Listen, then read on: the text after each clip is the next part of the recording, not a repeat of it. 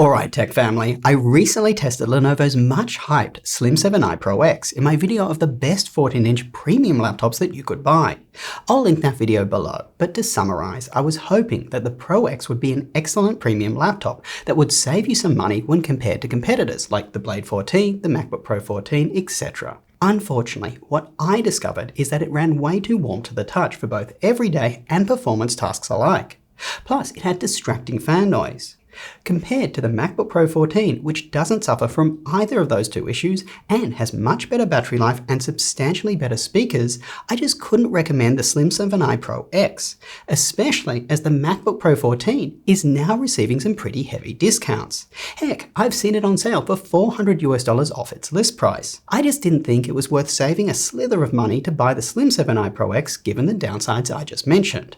Plus, for gamers, if you're looking for a 14-inch laptop, the Asus G14 just offers a better gaming experience for similar money. However, at the end of that video, I pointed out that the AMD version known as the Slim 7 Non-i Pro X, which cost around $200 less, may make this laptop a viable, cheaper alternative to something like a MacBook.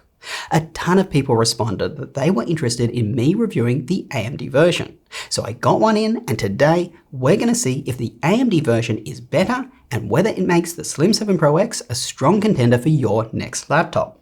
My dark grey coloured model is the Slim 7 Pro X with the AMD Ryzen 9 6900HS processor, and my blue model is the Slim 7i Pro X with the Intel 12700H processor.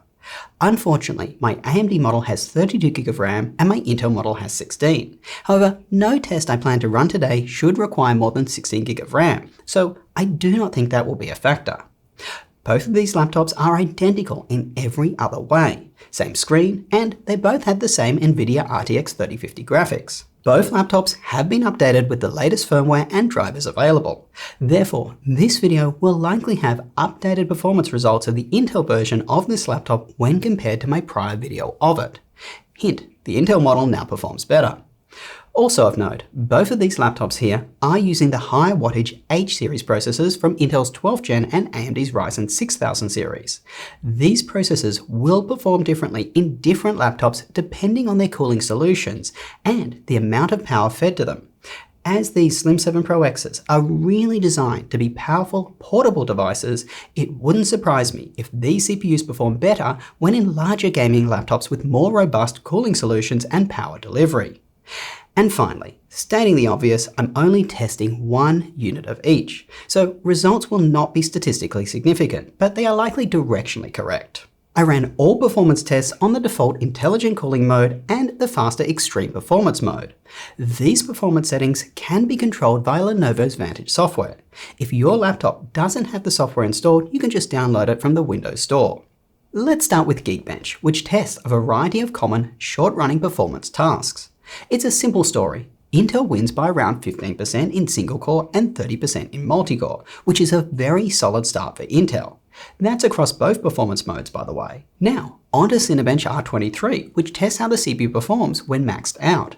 You can see when both laptops are run on the default intelligent cooling performance modes in multi-core and single-core, it is again a win for Intel with almost 10% more performance. However, that gap closes almost entirely for multi-core when the laptops are run on the extreme performance mode. Let's double-click in and take a deeper look.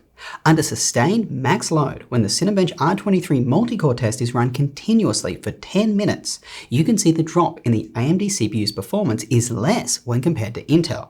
In fact, on the extreme performance mode, it's slightly beating the Intel model, likely because the Intel CPU runs hotter and is therefore harder to cool over the long term. For that nominal increase in performance, the Intel CPU draws a lot more power initially. However, over the long run, on extreme performance mode, the AMD CPU draws more power. This supports what I said earlier, likely because the AMD CPU runs a bit cooler and doesn't need to reduce its power draw as much to cool the processor. You can see the AMD version is able to maintain almost the same clock speeds throughout the 10-minute test, whereas the Intel version has to be throttled dramatically to keep the CPU running below the 100 degrees Celsius max. Overall, Intel is faster in single-core and bursty short-running tasks, like a quick code compile, but AMD is better in longer, heavier running tasks.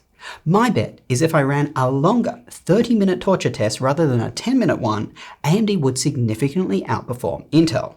Looking at the temperatures you'd actually feel when the laptop is under load, the AMD version feels a bit cooler to the touch on the default intelligent cooling mode.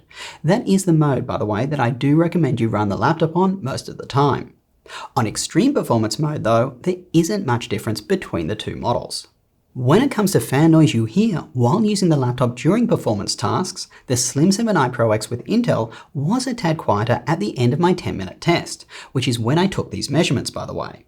However, the fans kicked in pretty much straight away on that laptop, whereas the AMD model took a minute or so for the fans to ramp up.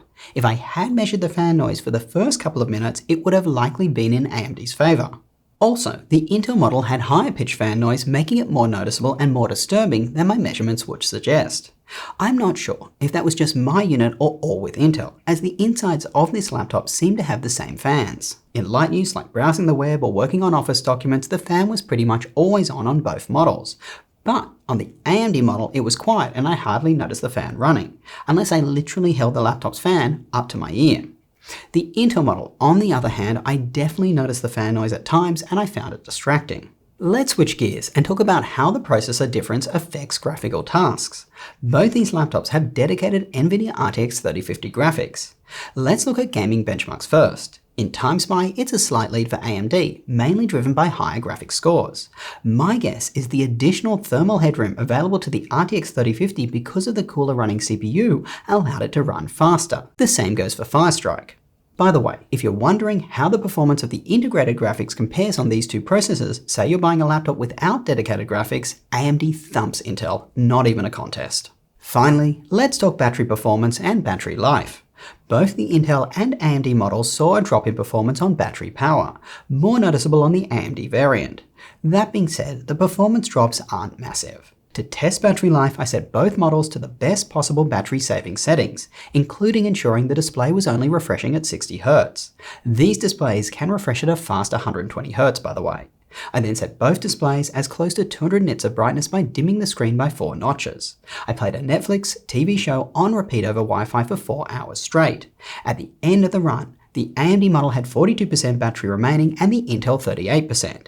I think this is a bit of a rounding error, especially as to my eyes, the AMD model's display looked a little dimmer 4 notches down in brightness compared to the Intel one. If I raised its brightness a tad, it would have likely erased its gains over the Intel model. So, all in all, both laptops should give you 6 to 7 hours of battery. So let's sum up. The Intel version is faster than the AMD version for short-running tasks. The AMD version is better in long-running tasks, and a tiny bit better in gaming, which, by the way, is also a long-running task.